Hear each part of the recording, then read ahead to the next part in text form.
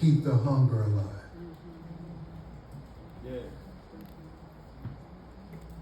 You have to know what you're hungry for. That's major.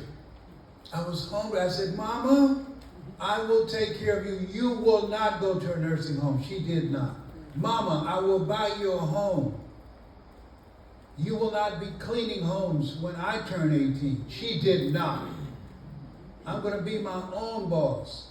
I was not fired. I was given my life back.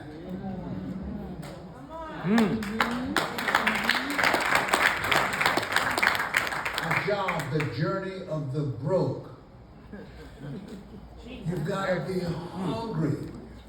9 out of 10 people will die rather than change. You have to have a part of yourself that says, I'm going to make this happen no matter what. I was with an organization called Get Motivated. They did a poll. They never had an African American speaker. And so they called me to be in the lineup. Brian Tracy, Zig Ziglar, Bob Proctor, and several others. And they had me. Each one of them had an hour and a half. They said, Les Brown, okay, you're closing it out. You have 15 minutes. I said, I'm not going to tell you his name is Peter Lowe.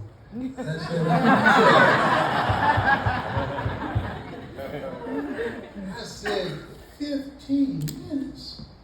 That gives me 5 minutes to introduce myself, 5 minutes for a speech that I have to connect with them, and 5 minutes to promote the products at the end of my speech. And if I don't sell enough products, I get cut. He said, we gave you a chance. 15 minutes. You use that as an excuse for not being able to sell enough products? And all the speakers in the room, and they looked, and none of them said, and they just dropped their head. And I looked around the room. That's one of the best things that happened to me as a speaker. Because I went out there, and I milked that 15 minutes. I sold $55,000 worth of products.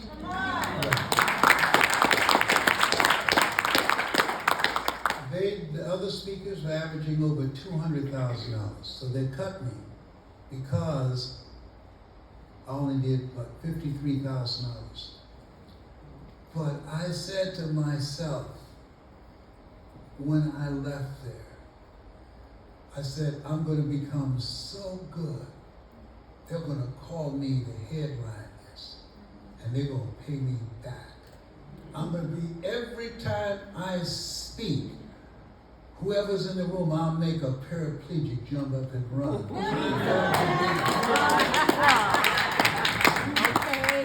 I'm going to be so good, I'm going to be such a beast when I get the microphone. They're going to have to reorganize the lineup. And sure enough, they called for me to be the lineup, the head of it. And at that time, I was at $25,000. I charged them $100,000.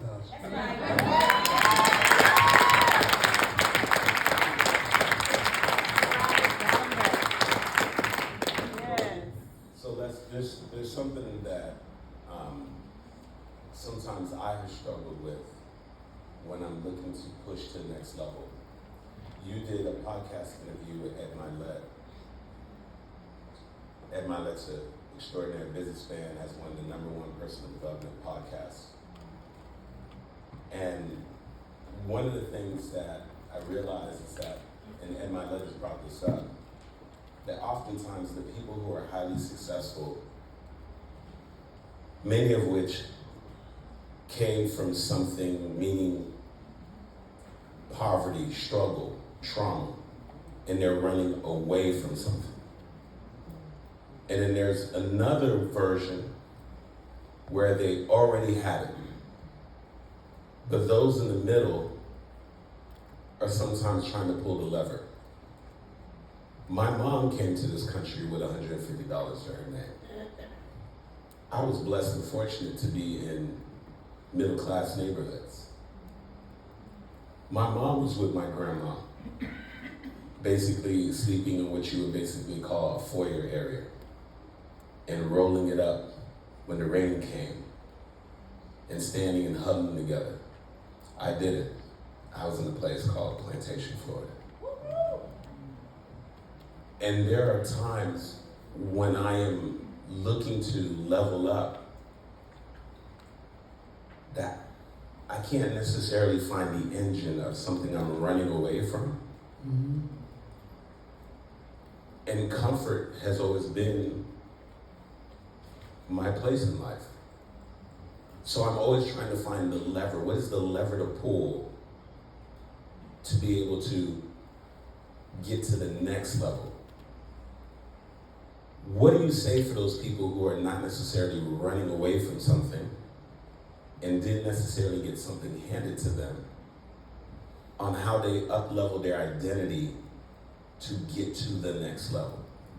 The Jews, and I went to Auschwitz, who survived the inexpressible cruelties of Nazism, had three things going for them. They had some spiritual belief system that they adhered to that gave them the wherewithal to handle what they were going through. They either had some loved one that they were determined to see, or they had some cause that they believed in, that they had committed their life to. I believe that most people go through life, and if they don't have a reason, something that they can anchor themselves in, that when the storms of life come, and they're going to come, things are going to happen to you. It's going to happen to the people that you love, the people that you care about. My best friend, when he passed, I used to sleep under his bed at Jackson Memorial Hospital. I was with him, holding his hand. And what I learned is that we only here for a little time. And to live, you have to decide, I want to live a life that matters. Yes. That means something. Most people, after 2 weeks, there are no conversations or stories about it.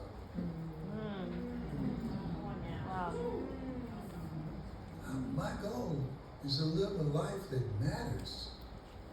That people will say when my children or grandchildren hear my name, they say, "Oh, Les Brown's your grandfather?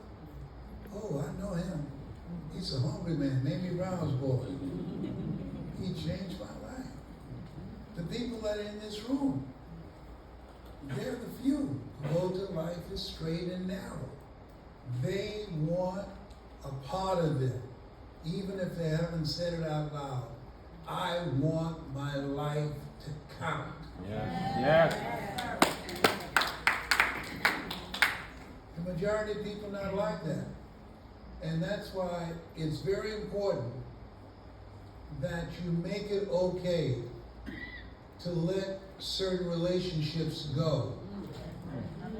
Because they're not good for you. I've told you that if you're in a room of high-selling performers and somebody's just 25 feet away from you and they're a low performer, your performance will drop by 30%. You earn within $2,000 to $3,000 of your closest friends. When I found that out, I got away from all my broke friends. I wanted to make more. And I did not know until I elevated my relationships that making $25,000 an hour or $65,000 an hour or $125,000 an hour in the United States, when I go to Ghana or to the UK, $225,000, I did not know that was available to me. I didn't know. There's some things, that's why we're taught, eye has not seen. There's some things that you can do, eye has not seen, ear has not heard. I didn't know. And I'm saying to you, this thing called life, I love when Henry David Thoreau said he wanted to get life in a corner and suck the marrow out of it. I'm going to milk this thing and see what else is in there. This is what you want to go all out, because we have children. We're here because somebody sacrificed for us. Somebody went through some stuff for us, and we owe it to them. And so when I think about my mother, she left home at 13. Her father beat her with a buggy whip because she defied him and was feeding an alligator that she considered her pet. And he said, I told you not to go down there anymore. And he beat her with a buggy whip. And this is one of the stories she told me. She was on the couch, and they had to put, so the neighbor put some type of ointment on her skin, so the sheets would not stick to her. And he came to her in her room and said, Mamie, you gotta go. I said, what do you mean, Daddy? You gotta go. I had a dream experience with your mother, who's dead. And she told me, let you go. He put her out, drove her to town, and left her. 13. She had to face the world. And so she went, got a job in a grocery store, and she slept in the barn. In Stewart, Florida. I went to Stewart to speak. But just the horrible life, the things she went through at 13, I didn't want to ask. But still found it in her heart. She never had any children, and said to Mr. Curry and the neighbors, boy, I sure like to raise a child. And when she got the call, Mamie, is the lady got some twins? You said you want a boy, would you take two? She said, yes. He said, get dressed. Things that change your life. When she went in the house and saw Dorothy Bell Rucker, and she looked up and said, Mr. Curry told me about you. You Mamie Brown?